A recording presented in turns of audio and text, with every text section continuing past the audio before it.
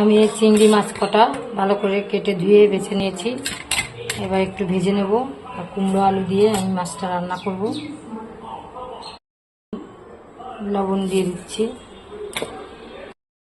এবার হলুদ দিয়ে দিয়েছি, স্কিপ হয়ে গেছে, মাখিয়ে নিলাম ভালো করে। তেল দিয়ে দিচ্ছি, মাছটা ভেজে নেব।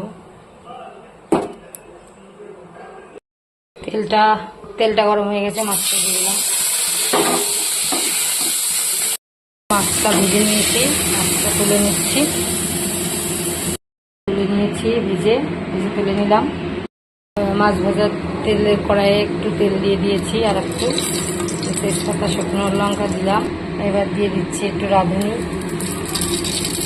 এবার দিয়ে দিচ্ছি একটু কালো জিরে, এবার দিয়ে দিচ্ছি কুমড়ো আর আলু। একটা আলু দিয়েছি, কুমড়োর ভাতটা বেশি আছে। এবার নাড়াচাড়া করে নিচ্ছি। দিচ্ছি একটু আদা জিরে বাটা, দিচ্ছি একটু লবণ, দিয়ে দিচ্ছি কটা কাঁচা লঙ্কা চেরা। এবার দিয়ে দিচ্ছি হলুদ। এবার নাড়াচাড়া করে নেব। এবার দিয়ে দিচ্ছি একটু চিনি।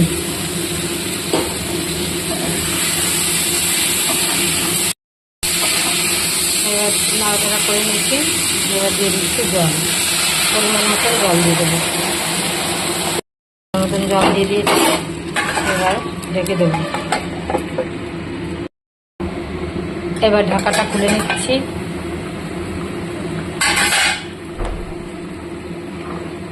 এবার মাছগুলো দিয়ে দেবো। চিংড়ি মাছগুলো দিয়ে দিলাম। একটু ঝোলটা কমে আসলেই নামিয়ে নেব।